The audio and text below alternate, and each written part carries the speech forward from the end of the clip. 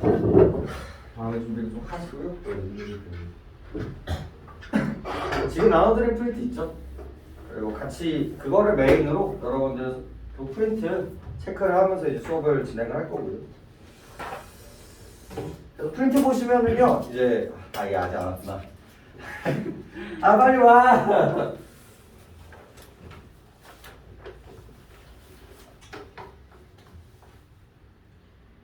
우리가 못 보는. 근데 여러분들 그건 좀 알아야 돼요. 여러분 학교가 재시험 많이 보기로 유명한 학교예요. 근데 재작년에도 관동불복 보다가 재시험 봤거든요. 근데 진짜 그러면 문제를 선생님이 되게 주관적으로 내신다는 얘기밖에 안 되거든요. 그래서 매년 재시험을 봐요, 여러분들. 근데 올해는 코로나 때문이라서 그런지 재시험 얘기가 별로 없네요, 다행히. 아 진짜 한 3년 하는데 매년 재시험 보는 거예요. 매번. 그래서 여러분 학교 내신이 만만치가 않습니다. 그래서 좀 자기적인 얘기들이 좀 있어요.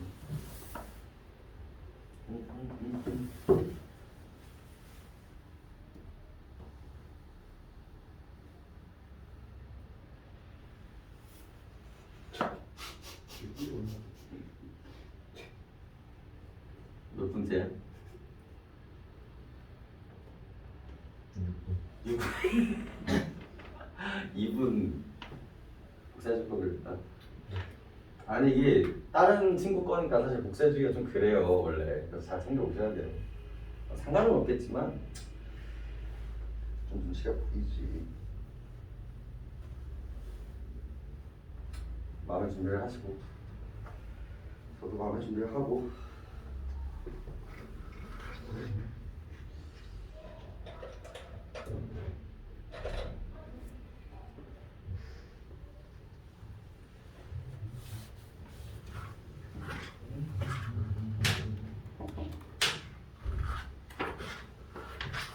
앞부분을 좀 읽어보면 되시죠? 어디까지 나왔어요? 다 끝났나요? 아니면 중간 부분 하고 있나요? 한 페이지 나왔어요. 한 페이지 나왔어요? 마지막 장, 절사 마지막 부분. 거의 다 나왔네. 그럼 다음 주면 이제 끝날 거고. 약간 이번 주에 관동불곡을 마무리한다라는 마음으로 좀 하셔야 됩니다. 다음 주 이번 주까지 하고 그럼 이제 나머지 것들을 이제 해야 되니까. 뭐 나가려나? 한 점. 점. 이렇게 많이 나오네. 이게 마음만 먹으면 되게 쑥 지나가거든요. 근데 이제 한 줄 한 줄 해석을 하다 보면 좀 오래 걸려가지고. 왔는데 선생님 없는데요? 하면 레전드인데.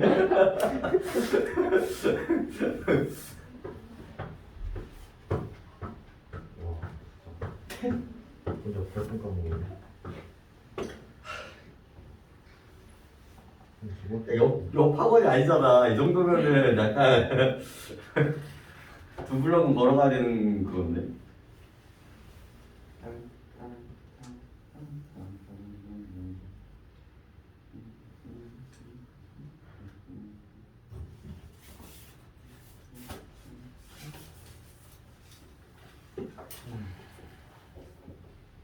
이거 나도 그림 준비했었는데 굳이 줄 필요 없겠네요. 이거 만화가 좀 암암리에 돌아다녀요. 이 만화 그림, 여러분 학교 프린트에 있는 이 그림 있잖아요. 이게 이제 선생님들 사이에 이제 암암리에 돌아다니는 자료인데 친절하게 좀 넣어주셨네.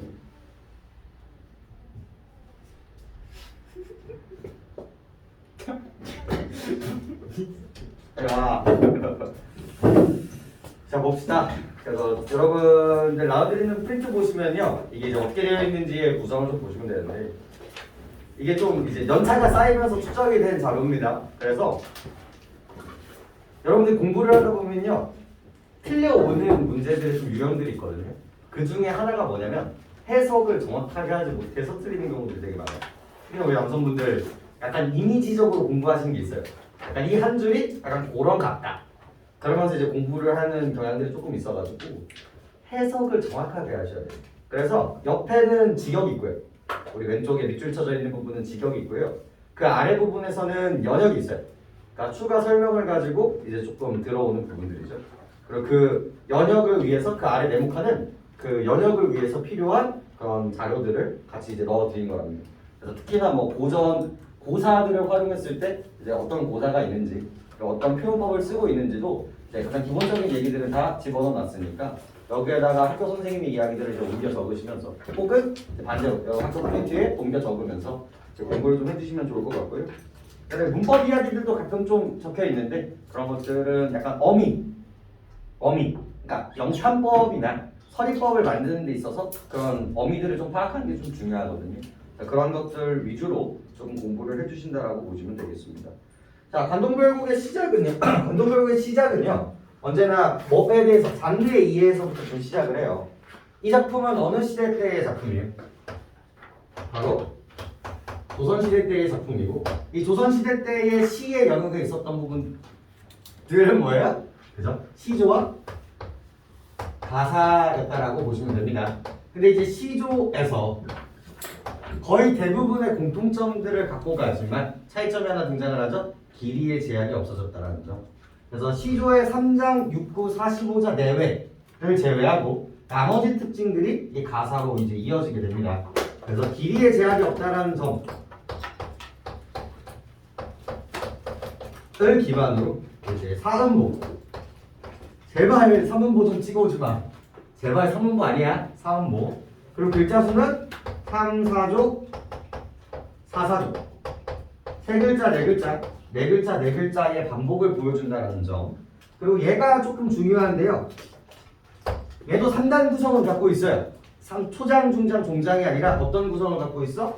서사, 본사, 결사라는 3단 구성을 가지고 있는 것은 동일한데요. 여기 마지막에 있는 결사의 마지막 행에 어떤 구조를 갖고 있다?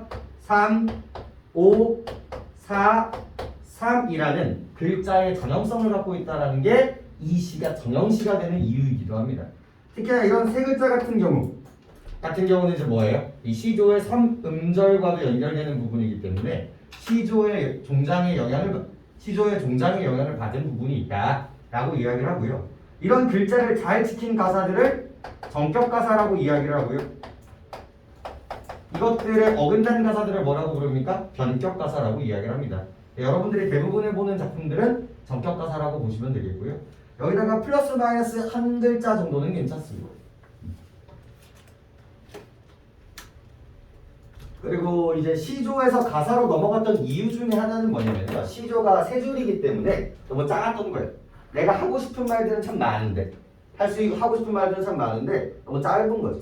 그러다 보니까 좀 긴 얘기들을 할 수 있었던 그러니까 오늘날의 소설 그 다음에 오늘날의 그런 비문학에 해당하는 부분들이었다고 생각을 해주시면 돼요. 그래서 그 중에 제일 많이 등장을 했었던 게 이제 기행가사였던 거죠. 여러분들은 이 기행가사의 첫 번째 작품을 이 관동별곡으로 채운다라고 보시면 됩니다. 여러분들 최근까지의 수능의 트렌드는요. 수능 특강에 이제 많은 작품들 고전들이 있었을 거란 말이죠. 근데 평시조 안 나와요. 평시조 안 나왔었어요. 그리고 결국은 그 고려가 이런 거 나올까? 결국은 안 나왔어 수능에. 결국은 맨날 연시조 아니면 가사가 나왔어. 그리고 가사도 맨날 뻔한 얘기 있죠. 자연조화, 그 다음에 임금님 사랑이요? 이런 전형성이라기보다는 조금 낯선 작품, 조금 독특한 작품들을 제일 많이 나오거든요. 최근 5년간 3번이 무슨 가사 나왔어요? 기행가사 나왔어요. 그 정도로 이제 수능과 친화가 되어 있는 소재라고 생각을 해주시면 됩니다. 그래서 만약에 올해 기행가사가 나온다? 그러니까 이제 좀 가사 이런 기행가사류가 나온다? 그럼 다행스럽게도 고전은 저번 수능과 비슷한 그 양상으로 흘러가고 있다라고 보시면 되겠고요. 이번에 3월 보니까 좀 많이 바뀔 것 같기도 하고 좀 신나네. 시조 5개를 줘요. 평시조 5개를 준 다음에 그거에 대한 이제 달의 소재의 전형성. 이달은 소원, 이달은 임금님, 이달은 천지신명 이런 식으로 이제 해석을 하는 문제들이 나오거든요. 그래서 이제 6월 9월을 보면서 그런 것들은 조금 이야기 한번 해보도록 합시다. 그리고 학교 프린트에서 가사란에서 읽어보고 이제 마무리를 해보죠. 형식 사음보의 문장이 연속해서 이루어진 문문이고요. 행의 수에는 제한이 없습니다. 특히나 마지막 행이 시조의 동장처럼 3543의 형태를 갖추고 있는 경우를 전격가사라고 이야기를 하고요. 그렇지 않은 것을 본격가사라고 이야기를 하네요. 오프닝 때 말씀을 드렸던 부분들이고요. 고려 말에 나타나기 시작한 가사는 자 이런 것도 좀 얍삽하게 문제가 나오면 조선시대에서부터 만들어졌다라는 식의 이제 문제들로 등장을 하는데 고려 때부터 만들어졌어요. 이게 이제 꽃 피었던 게 조선시대였다라고 보시면 되겠고 이건 이제 가사에서 시조에서 나왔던 이야기랑 동일하죠. 조선 초기에 양반 가사가 중심이 되었으나 후기에는 평민 가사가 많아집니다. 그래서 지조, 임금님 사랑해요, 자연 친화에서 이제 솔직한 감정들, 진짜 사랑 이야기로 넘어가는 건 시조와 사설 시조로 넘어가는 그런 부분과 공통점이라고 볼 수 있겠죠. 그리고 개화기에는 애국적인 내용, 그리고 교리 전파를 위한 동학 가사 이런 것들로 넘어가는데 크게 중요한 이야기는 아니겠네요. 자, 이 글의 이제 전체적인 흐름을 보시면요, 가장 먼저 뭐예요? 가장 먼저 내가 어디에 있었어? 자연에 은거하고 있었어요. 근데 우리 임금님께서 나를 딱 집어가지고 어떻게 한 거야? 너 나랑 일 좀 하자 라고 해서 이제 뭐야? 여기 강원도 지역, 네가 여기 요즘으로 따지면 뭐 경기도 이 대표로 이제 시장? 약간 이런 느낌으로 이제 뽑았다라고 보시면 되겠는데 이제 강원도의 감찰사로서 이제 부임을 시킨 거예요. 그래서 나는 자연에 있고 싶었지만 우리 임금님이 부르는 거잖아. 그래서 임금님한테 감사를 표하면서 어디로 가는 거야? 내가 다스릴 그 지역으로 이동을 하는 게 이제 첫 번째인 거예요. 근데 이제 내가 바로 임금님한테 그런 것들을 받았으니까 그냥 바로 가면 돼요, 안 돼요? 안 된단 말이야. 우리 받았으니까 감사 인사 해야 되잖아. 그거 이제 받아야 되잖아. 그래서 가장 먼저 어디로 가요? 한양으로 가요. 한양으로 갔다가 자기가 이제 발령된 도읍지로 가게 되는 게 이 첫 번째 지역이라고 보시면 되겠고. 근데 이러고 있다가 내가 열심히 다스려요. 근데 열심히 다스리니까 좀 평안해졌어. 그래서 이 사람이 휴가를 갑니다. 여행을 가는 거예요. 그래서 어디로 가요? 금강산으로 가요. 그래서 금강산부터 찍고 그 다음에 이제 바다를 쭉 흘러가는 여행을 쓴 게 이 얘기라고 보시면 되겠는데, 그래서 본사의 첫 번째가 이제 금강산 얘기고요. 네, 본사의 두 번째가 이제 어디 얘기예요? 옆에 있는 바다 이야기라고 보시면 돼요. 그래서 이게 결국은 글의 구조는 뭐야? 공간의 이동이 가장 큰 전개 방식을 갖고 있는데 이 공간의 이동에 따라 뭔가가 변화해요. 그리고 이 글의 주제 의식이기도 하고요. 이 문제는 반드시 문제가 출제가 될 겁니다. 어떤 감정들의 라인, 어느 정도 이제 진행됐었으니까 학교에서도 어떤 라인들의 이야기들이 됐었어. 내가 처음에 뭐야? 내가 지금 이 금강산과 바다를 보면서 어떤 얘기들을 많이 해요? 금강산에는 약간 자연 친화, 문화일체의 이야기도 하면서 동시에 약간 유교적인 가치관을 조금 부여를 해요. 하지만 이제 바다쯤 가잖아요? 그럼 유교적인 가치보다는 약간 어떤 느낌이 조금 더 세요? 도교의 느낌이 좀 더 세요. 자연에다가 신선의 느낌이 좀 세단 말이야. 그래서 이 유교적인 가치관과 플러스 이제 자연 친화, 그 다음에 도교적인 가치관을 뭘 하기 시작을 해요? 내적 갈등을 하기 시작을 해요. 나는 신하이기 때문에 다시 돌아가야 되지만 여기가 너무 어떡한 거야? 너무 해피한 거지. 그래서 자연에 있을까? 속세에 있을까에 대한 내적 갈등을 보여줍니다. 이게 이제 객수라는 단어로 이제 표출이 되게 되는 거죠. 근데 그러다가 마지막에 이제 누구 선택을 해요? 신선이랑 술 먹다가 내가 이 술을 백성들한테 다 뿌리고 나서 내가 다시 돌아올게. 그때까지 딱 기다려. 라고 하면서 잠에서 딱 깨면서 끝나는 게 이 작품이죠. 결국 뭘 선택한다? 유교를 선택한다. 즉 자연과 유교 사이에서 내적 갈등을 하다가 유교로 결정짓는 이 내적의 변화 양상들이 이 글의 주제의식들이에요. 그래서 이 공간의 이동에 따라 이렇게 어떻게 감정들이 변화하는지를 체크하시는 게 이제 첫 번째 이야기가 되겠습니다. 말을 이렇게 장황하게 했지만 결국 그 객수라는 단어가 등장하게 될 거예요. 이런 것들. 그리고 우리가 이제 방학 동안에 열심히 봤었던 우리 재작년 모의고사 라인업들이 어땠어요? 자연을 선택하니, 속세를 선택하니, 자연에 있지만 속세에 조금 미련이 있다. 속세에 있지만 나는 자연에 가고 싶다. 이런 식의 다양한 감정들이 등장한다라고 했었었죠. 그래서 그 대표성을 띠고 있는 작품이라고 생각을 해주시면 되겠네요. 자, 여러분들은 내신을 하고 있는 거기 때문에 어디에 좀 초점을 많이 두셔야 되냐면요, 표현법이랑 그 다음에 공간의 변화에 좀 초점을 많이 두셔야 돼요. 근데 이게 공간이 좀 빡치는 게 내가 찍은 데가 있고 흘러간 데가 있어요. 내가 찍은 데가 있고 그냥 지나가면서 저기 있구나라고 본 데가 있단 말이야. 근데 이게 선생님마다 설명이 조금씩 달라져. 그래서 일단 제가 설명드리는 부분들은 좀 원칙적으로 설명을 드리는 거고 일반적인 걸로. 근데 이제 프린트를 보면서 그런 것들을 좀 조정을 한번 해보도록 하겠습니다. 어지간하면 이제 전형성의 이야기를 보는. 자, 첫 번째부터 보도록 하죠. 자, 서사. 관찰사 부임의 기쁨과 선정의 포부가 이 서사의 주된 감정 라인들이라고 보시면 되겠는데요. 자, 강호의 병이 깊어 중림에 누웠더니라고 시작합니다. 자, 처음부터 많은 얘기들을 해야 돼. 자, 강호의 병이 깊어라는 단어가 나오죠. 강호의 병이 깊어. 자, 강호라는 건 뭡니까? 강과 호수라는 뜻이에요. 근데 이 강과 호수는 결국 뭐를 의미하게 돼요? 자연을 의미하게 되죠. 그래서 자연 전체를 강과 호수라는 일부로 표현을 하고 있기 때문에 얘를 뭐라고 이야기합니까? 전체를 일부로 빗대어 표현하는 비유법 중에 하나인 대유법이 벌써부터 시작을 하고요. 대유법. 그죠? 그리고 이 자연에 병이 들었다라는 표현은요, 아주 전형적인 표현이에요. 병이 든다라는 건 기본적으로 나쁜 거지만 이 자연에 들었기 때문에 이걸 고칠 필요가 있어요, 없어요? 없다라는 거지. 그래서 고칠 필요가 있겠느냐라는 서리적인 표현을 통해서 아주 전형적으로 내려오는 구절들이 있죠. 자, 여기서 나오는 사자성어 키워드들이 있습니다. 거기 아래 네모 칸에 강호 아래에 병이 깊어라서 이것들을 뭐라고 합니까? 천석, 고항, 그리고 연하, 고질이라는 네 글자의 단어들이 등장을 하는데 이 두 가지가 자연에 병이 들었다라는 뜻이라고 보시면 되겠습니다. 그래서 뭐 연하 같은 경우는 노을과 안개, 그죠? 이런 식으로 이제 해석을 할 수가 있는데 연하, 고질, 천석, 고황, 연하, 지병 이런 키워드들이 이런 강호의 병이 깊어를 상징하는 부분들이라고 보시면 되겠습니다. 그리고 중림에 누웠더니라고 이야기를 하죠. 그래서 내가 중림이 자, 우리의 시작은 어디서 시작을 하는 거예요? 내가 이 중림이라는 공간에서 시작한다라고 보시면 돼요. 근데 이 중림이라는 게 대나무 숲이라는 뜻이거든요. 대나무 숲.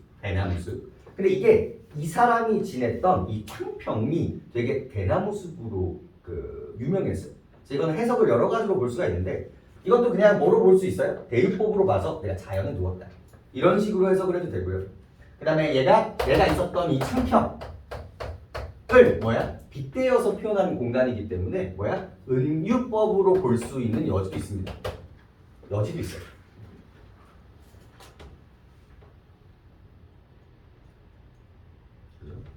그래서 이런 것들을 통해서 이 사람의 뭐를 확인할 수 있었다? 은일지사. 즉 내가 자연 속에서 있어서 이제 유유자적하고 무라일제해가지고 살아가고자 하는 그런 내적 마인드 이런 것들을 은일지사라고 얘기를 하고 그죠? 그다음에 자연 친화적인 태도를 우리가 확인할 수가 있었다. 그래서 처음에 이 중림이라는 공간에서 시작을 하게 되는 겁니다. 또 하필이면 또 7, 8장 중림. 그래서 이 사람은 자연을 좋아하는 사대부의 그런 이미지로 이제 시작을 했다라고 보시면 되겠어요. 여러분 프린트에서도 자연이라는 이미지 됐고 대나무 숲이라는 이미지 됐고 누웠더니 지냈다. 이 정도만 보시면 되겠고요. 그 다음 줄 볼까요? 관동 800리에 한 방면을 맡기시니 즉 관동 800리 이 제목이 뭐야? 관동 별곡이잖아요. 그래서 관동이라는 지역에 800리의 소임을 맡기십니다. 나한테 일을 맡기신 거죠. 관찰사로서의 소임이고 강원도라고 생각하시면 됩니다. 오늘날. 어와 성은이 가도록 그렇죠? 성은이여 갈수록 망극하다라고 얘기를 해요. 망극하다라는 뜻이 뭡니까? 끝이 없다라는 뜻이겠죠. 그래서 여기서 등장하는 감정이 뭐예요? 임금님 사랑해요라는 이야기들이 이제 등장을 하게 되는 거죠. 임금님에 대한 은혜를 보여주고 있다라는 식의 이제 이야기를 하고 있는데 결국 여기서 중림에서 나오는 포인트는 두 가지가 되겠죠. 하나가 이제 자연에 대한 이야기가 나오는 거고 또 하나가 이제 임금님에 대한 감사. 보여준다라고 보시면 돼요. 이거 굳이 얘기하면 어떤 얘기가 나올까? 이거 네 글자로 요약하면 뭐가 될까? 임금님을 사랑하는 마음이에요. 이거 뭐라고 그래요? 연, 군, 지, 정이라는 이 감정 라인들로 이제 바꿀 수가 있습니다. 자, 이 작품에서 중요한 거는요. 이 지역에서 느끼는 감정들을 뽑아낼 줄 알아야 돼요. 어떤 지역에서는요 맥수지탄을 느끼고요. 어떤 지역에서는요 우국지정을 느껴요. 어떤 지역에서는 선정에 대한 포부를 느끼고요. 어떤 지역에서는 무상감을 느낍니다. 그래서 이런 지역에 따라서 느끼는 감정 라인들을 예민하게 반응할 수 있어야 돼요. 그래서 이 중림에서의 감정은 크게 두 가지. 자연 친화적인 얘기와 임금님에 대한 사랑 이야기들을 볼 수가 있다라고 보시면 됩니다. 그래서 연화고질과 이 연군 지정의 라인으로 정리를 해주시면 될 것 같아요. 그리고 이런 어와 이런 부분들 때문에 충분히 영탄적 표현을 사용하고 있다도 이제 갈 수가 있는 부분이니까 그 정도만 잡아두시고 넘겨보시도록 합시다. 그 정도 보시면 됩니다. 자, 이제 어디로 갑니까? 이제 어디를 출발해? 바로 가면 안 되고 어디를 가야 돼? 임금님이 계신 한양 수도로 이제 가게 되는데, 근데 갑자기 여기서 이제 뭐가 돼요? 스킵이 돼요. 스킵이 돼버려요. 그래서 스킵이 되는 게 이제 두 번 등장을 하는데, 내가 여기서 궁궐까지 가는 여정도 원래 있었을 거란 말이야. 근데 그거를 얘기하지 않아. 근데 바로 뭐로 들어가요? 연춤은 돌아들어 경회문 남문을 바라보면서 이제 시작을 하고 있죠. 그래서 연춤은 동그라미 쳐볼까요? 연춤은 내가 이제 어디로 간 거야? 한양으로 간 거예요. 이 한양을 상징하는 단어들이 있어요. 이제 앞으로 서울, 그러니까 한양을 상징하는 키워드들이 등장을 하는데 걔네들 무조건 잡아주셔야 됩니다. 그 중에 하나가 여기서 뭐가 등장해요? 연춘이라는 단어가 등장을 해요. 이게 궁궐의 한 문 이름이었어요. 그래서 이 지역이 지금 한양이라는 걸 우리가 확인할 수 있는 단어가 됩니다. 경복궁 서쪽 문을 연춘문이라고 얘기를 하거든요. 경회 남문을 바라보면, 이 경회 남문도 이제 뭐겠어요? 결국은 임금님이 계신 쪽이라고 생각하시면 됩니다. 경회 남문을 바라보며 하직하고 물러가니, 누구한테 하직하겠어요? 임금님한테 하직하고 물러가니 옥절이 앞에 서 있다. 이 옥절이라는 건요 관찰사의 지표. 그러니까 요즘으로 따지면 뭐 깃발 같은 거라고 보시면 되겠습니다. 도장 같은 거죠. 임금이 내려주신 임명장 같은 깃발이 이렇게 내게 있는 거죠. 야, 얘가 혼자 내려가겠어? 아니잖아요. 그래서 이 하인들, 그다음에 이런 같이 돌아다니는 이런 보조자들이 이제 떠나갈 준비를 하고 있다라고 생각을 해주시면 되겠고, 평구역에서 말을 가라. 흑수로 돌아드니 섬강은 어디매요? 치약이 여기로다까지 이야기가 되고 있죠. 여기에 뭐가 등장하냐면요, 이제 비약이라는 단어가 나오고, 그다음에 생략이라는 단어가 나옵니다. 이 지점에서. 자, 천천히. 자, 갑자기 이제 뭐가 나와요? 한양에서 어디로 갑니까? 이제 평규역을 가고요. 평규역. 잡아야 돼. 선생님 잡았고요. 그 다음에 흑수로 돌아드니. 자, 흑수도 갔고요. 흑수도 갔고. 그 다음에 여러분 선생님은 섬강과 치악산을 세트로 두고 있습니다. 이 섬강과 치악을 세트로 두고 있어요. 왜냐면 똑같은 지역이기 때문에 그래요. 이 섬강이 있는 지역과 이 치악산이 있는 지역이 똑같은 지역이라서 그렇습니다.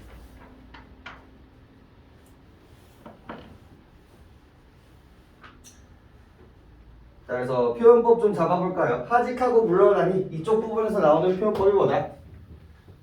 여기까지 가는 길을 생략했다라고 보기도 하고요. 그 다음에 한양에서 이제 이쪽으로 넘어가는 그 준비 과정. 봐봐, 임금님한테 들어가가지고 인사한 다음에 아유 감사합니다 열심히 하겠습니다 하고 이렇게 해가지고 나가야 되는 그 지점들을 다 스킵해버렸단 말이야. 이런 것들을 뭐라고 부른다고요? 비약했다. 뛰어넘었다라고 해서 비약법이라고도 이야기를 하고요. 그 다음에 생략법이라고도 이야기를 합니다. 요즘은 잘 쓰이지 않는 표현법들이 좀 올드한 표현들이지. 이런 거.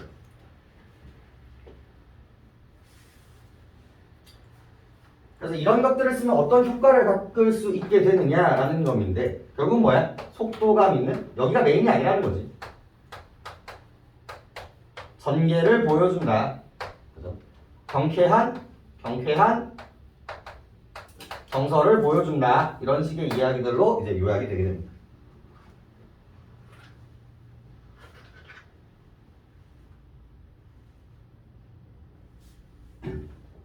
어렵지 않죠? 자, 그래서 이제 공간감인데 이건 이제 항상 가르칠 때마다 조금 딜레마에 빠지는 부분이기도 해요. 지역명 선생님이 외워야 되나요? 내신이잖아. 그래서 외워야 돼 원래. 그리고 이제 외우는 정도도 뭐냐면 이 지역과 이 한글 이름까지 이제 매칭을 시켜서 외워야 되는데 지가다는 안 외워도 되거든요. 한 10번 시험을 보면 그 정도는 해줘요. 이 지역의 이름들을 어느 정도 몰라도 풀 수 있게 문제가 나와요. 가끔 한 10번 시험을 치면 한 번 정도 얘네들 봐봐. 섬광과 치약은 우리나라 지금 버전으로 해석하면 어디에? 가 돼야 돼. 그게 문제로 나오는 경우도 종종 있어요. 종종. 그래서 이거는 정도의 문제라고 보시면 됩니다. 내가 여기 시간을 투자할지 안 할지는 이제 고민을 좀 해보시면 되는데 천천히 보죠. 자, 평교역. 지금 여기가 양주야 오늘날. 오늘날의 양주고요. 그래서 내가 양주를 거쳐서 그 다음에 흑수로 돌아드니 이 흑수가 이제 여주겠지. 여주로 갈게요. 그 다음에 섬각치약이라고 하는데 여기가 바로 오늘날의 원주입니다.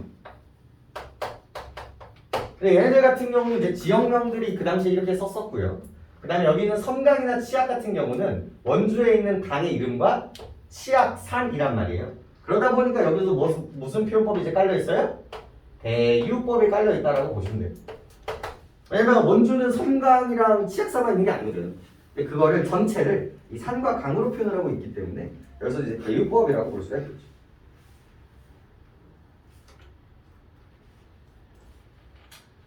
그래서 여러분 선생님께서는 그 임금님을 뵙고 하직하는 장면과 부임을 위한 행사 준비 절차가 과감하게 생략되어 관찰사로 부임하는 과정이 속도감 있게 전개되고 있다라고 해서요. 여기 있는 이 속도감 정도만 키워드로 좀 갖고 가주시면 좋을 것 같네요.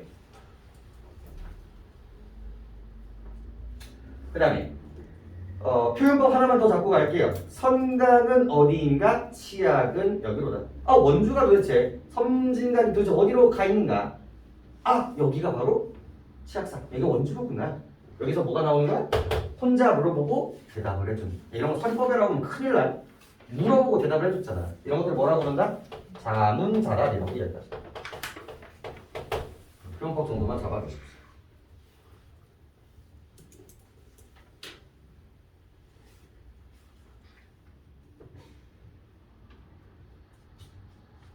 그래서 내가 강원도 원주까지 온 상태예요.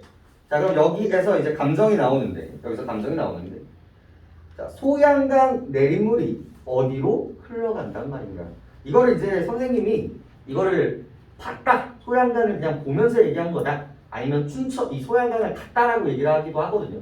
여러분 선생님은 여정으로 다 받으시니까 상관이 없겠네요. 그래서 내가 어디로 가냐면 소양강으로 가요.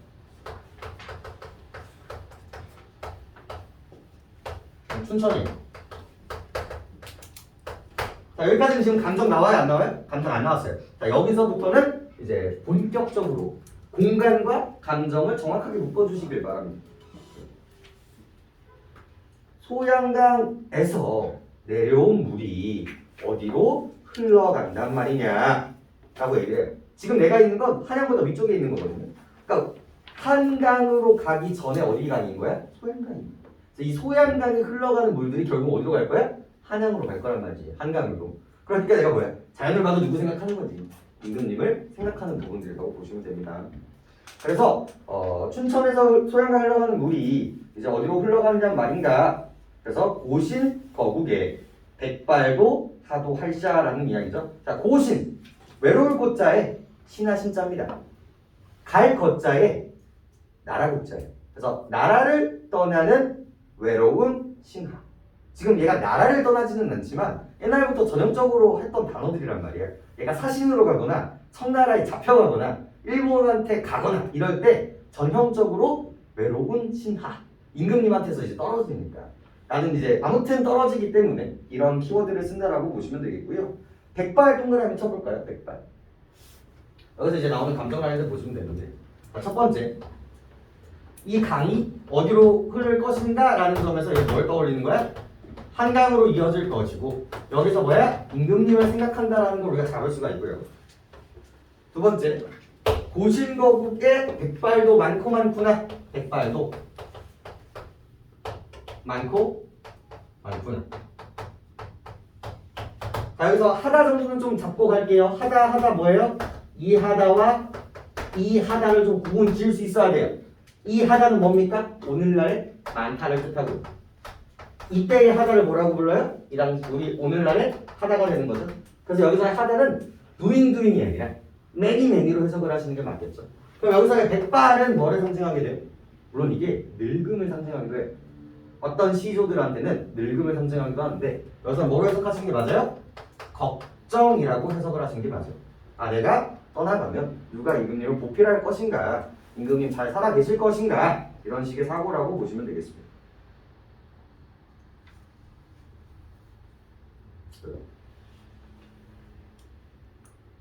그래서 여기 있는 부분들, 저 강을 보면서 한강을 떠올리는 여기 있는 부분을 이제 뭐라고 불러요?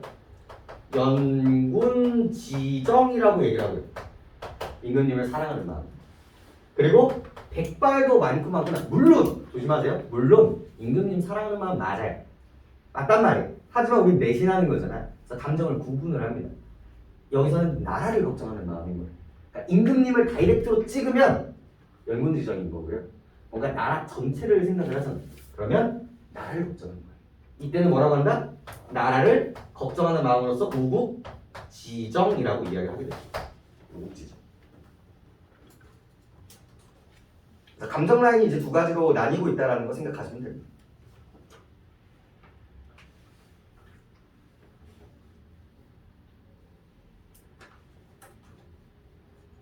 그래서 선생님이 연군지정까지 잡아주셨으니까 연군지정은 기억을 하시고 그다음 그 아래도 이제 우국지정으로 좀 잡아주시고요.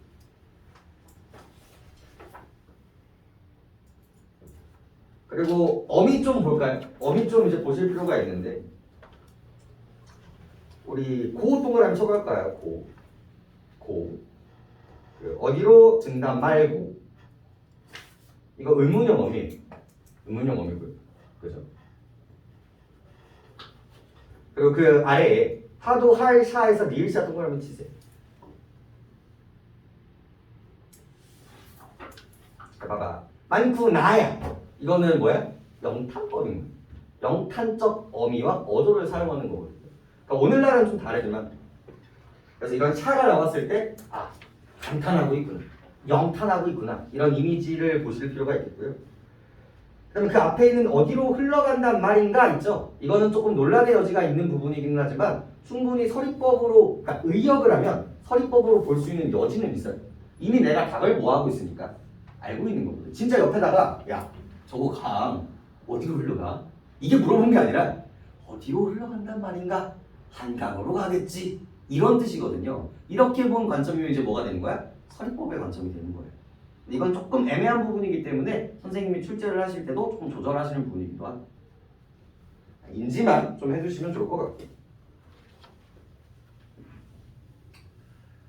그 정도 얘기가 나오고요. 자, 그 다음 볼까요? 자, 동집밤 개오쉐와 북관경에 올라가니. 자, 동집 아주 중요한 공간입니다. 여러분은 좀 외워두실 필요가 있을 텐데. 스판 너무 작아. 이거 원래 한 스판이었는데. 여기 이제 뭘 넣을게요? 우리 연군지정. 우국지정.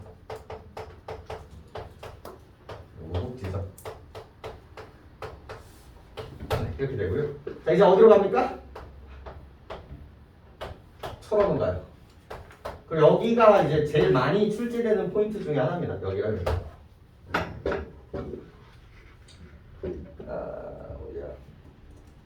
동주 뭐 이런 식으로 표현이 돼요. 여기가 철원이거든. 이게 철원이 어디 나라의 수도였을게? 이 철원이라는 데가 나는 미륵입니다 했던 사람의 궁궐이 있었던 자리예요. 우리 후고구려의 수도였던 자리예요. 그래서 이 나라의 수도였던 자리가 어떻게 됐어? 폭삭 망해져 버렸단 말이에요.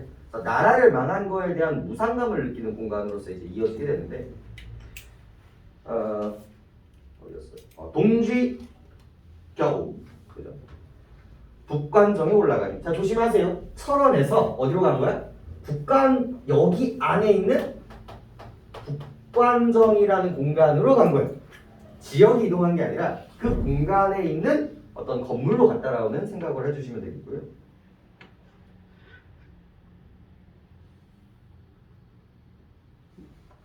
이제 무슨 정 같은 경우는 봉우리에 있는 정자 같은 느낌이라고 생각하시면 되겠습니다. 그래서 북한정에 올라가 보니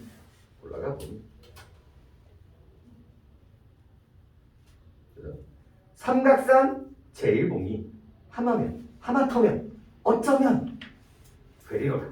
자 삼각산 제일봉이 삼각산 제일봉은요 아까 전에 뭐였어? 우리 어디였어? 연추문이 뭘 상징한다고 했었죠? 한양을 상징한다고 했었죠? 삼각산 역시도 마찬가지. 얘가 서울에 있는 산이. 그러니까 뭘 생각하는 거야 또? 아까 전에 좀 그만 좀 하면 좋겠는데 아까 전에 여기서도 강 보면서 임금님 생각하지. 여기서도 멀리서 산이 지금 보여 안 보여? 자, 이게 포인트야. 보여 안 보여? 이게 나와. 삼각산을 바라보며 임금님을 생각하고 있다? 틀려. 삼각산이 보일 것 같구나야. 그러니까 내가 지금 보이지 않지만 삼각산을 보일 것 같구나라는 거지.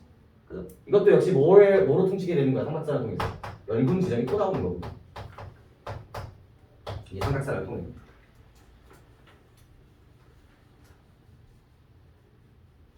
그다음 궁왕의 대궐터에 오작이 지적이. 자 궁왕의 대궐터에 옛날에 궁궐터가 있었단 말이야. 근데 지금 그러니까 궁궐이 있었던 부분에서 다 망해서 터만 남은 거예요. 이때 나오는 감정이요 무상감이라는 감정이. 제가 말했죠. 무상감이라는 감정을 함부로 쓰면 안 된다고. 무상감이라는 감정이 나오는 첫 번째 작품이 제망래가예요.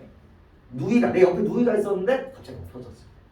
그럼 두 번째로 쓰셔야 되는 게 뭐예요? 나라가 망했을 때. 고려가 망해가지고 터만 남았을 때 그때 느끼는 감정들이 무상감이라는 감정이에요. 더럽다, 허무하다라는 느낌인 거거든요. 그래서 여기서 나오는 감정 역시도 무상감입니다. 무상감. 그래서 그래서 까마까치가 지적이고 있으니 천고의 흥망을 아는가 모르는가라고 이야기를 하고 있죠. 그래서 여기서 뭘 느끼고 있다? 무상감을 느끼고 있다. 이걸 이제 사자성어로 뭐라고 얘기를 하냐면요 맥수지탄이라고 얘기를 합니다. 나라가 망한 거에 대한 탄식이죠. 맥수지탄. 이 맥자가 보리맥자예요. 이게 중국 고사가 있는 거예요. 어떤 나라가 망했고 신하가 다시 돌아와 봤는데 거기 보리만 남아있는 거지. 그런 고사가 남아있기 때문에 이 맥수지탄이라는 사자성어가 이제 따라오게 되는 부분들인 거고요.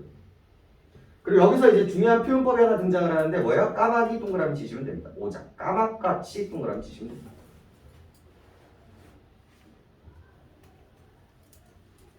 까마까치. 그래서 까마귀와 까치가 지적이고 있습니다. 자, 까마귀 까치 나왔죠. 여기다 따지면은 쓸데가 없는데. 괴로워. 까치 나왔거든. 딱 나오는 순간 지적이고 있대요. 이것 때문에 뭐가 잡혀요? 청각적인 점. 그리고 이거는요 나의 감정을 고조해주고 강조해주는 역할을 하게 되는 거죠. 그리고 동시에 여기도 조금 해석에 논란의 여지가 있는 부분이긴 하지만 일단은 알고는 있어야 돼요. 여기서 객관적 성감물이 나옵니다.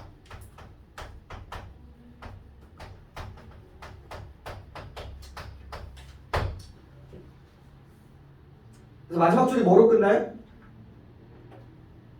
아는가 모르는가로 끝나요. 그리고 여기서 마지막에 니은다 동그라미 치시죠. 이게 주어가 2인칭일 때 너 있죠? 너 까마귀들 그지? 까마귀 까치들 네가 아냐 모르네. 이 니은다가 오늘날에는 동결어이지만 중세 때는 뭐였다고요? 의문형어이었다. 그래서 아느냐 모르냐로 지금 물어보고 있는 거거든. 근데 물어보는 이유가 뭐겠니? 마치 얘네들이 그 느낌을 아는 것처럼 느껴지는 거야. 야, 니들이 어떻게 알아? 그거 아는 거야? 약간 이런 뉘앙스로 받아주시는 게 맞죠. 그러면 내가 느끼는 이 인생의 이 나라의 무상감을 누가 느끼고 있다라고 느끼고 있는 거예요? 까마귀와 까치가 느끼고 있다는 거예요. 그럼 자연스럽게 의인법을 베이스로 한 뭐가 등장해요? 감정, 이입의 대상물이라는 표현법이 이제 따라오게 돼요. 그래서 조금 조심스러운 건 선생님이 안 잡아주셔가지고 조금 물음표가 뜨기는 하지만 문제에서는 되게 자주 나오는 표현법 중에 하나입니다.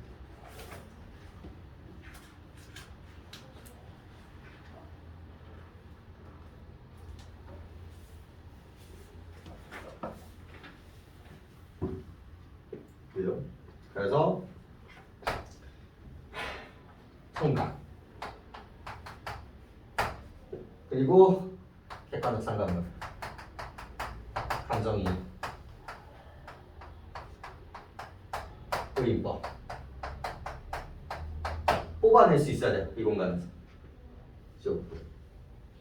힘겹다. 그 다음에 이제 서사의 마지막 공간이 나옵니다. 다 왔어. 다 왔어. 그래서 어디로 마지막으로 이제 찍게 돼요? 천공망을 아는가 모르는가. 회양 내 이름이 마초야 때마침 마침 같을 시고. 이제 회양이라는 공간이 이제 마지막이 되는 거예요. 네. 근데 이게 갑자기 이런 얘기가 나오는지 봐봐. 회양이라는 너의 이름이 옛 중국의 지명과 마침 같구나. 그러니까 알고 보니까 이 회양이라는 지명을 가지고 있는 중국의 고사가 있었던 거지. 내가 지금 회양을 지나는데 이거 내가 알고 있는 고사에 회양이라는 공간이 있었는데 생각을 하고요. 그리고 그때 고사가 때마침 뭐야? 선정의 정형성을 갖고 있는.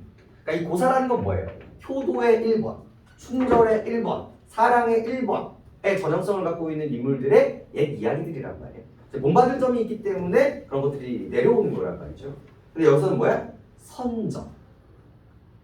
아주 정의로운 정치의 그런 1번 사람이 이제 등장을 하게 되는 거죠.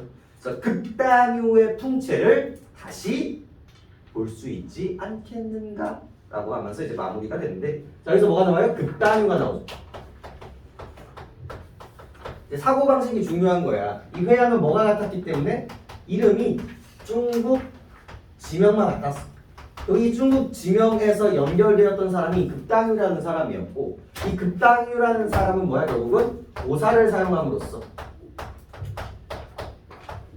선정의 대표성을 쓰고 있는 애를 데리고 온 거거든. 그래서 선정의 뭐를 보여주고 있다? 포부를 보여주고 있는 부분이라고 보시면 됩니다. 그리고 뒷부분에서 선정의 포부가 또 나오거든요. 그래서 이 지점도 정말 많이 나오는 지점이.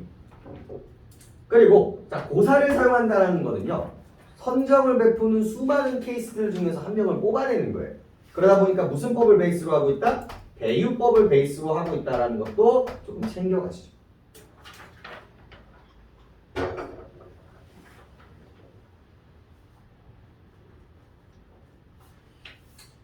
그래서 급장유에 대한 이야기들도 이제 같이 보여주고 있으니까요. 그렇게 보시면 좋을 것 같고.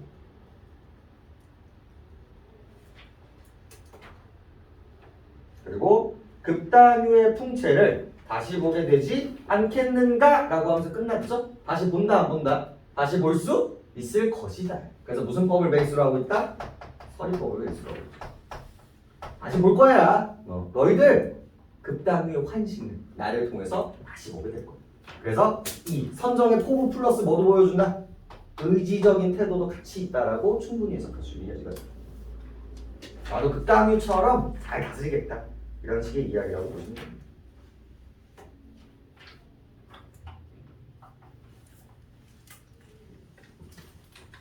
오케이, 여기까지 끊고 하셨다가 해볼게요. 조금밖에 못 쉬어. 어떤 놈이 6분을 까먹어가지고 조금 하셨다가 본사로 한번 가보도록 하죠.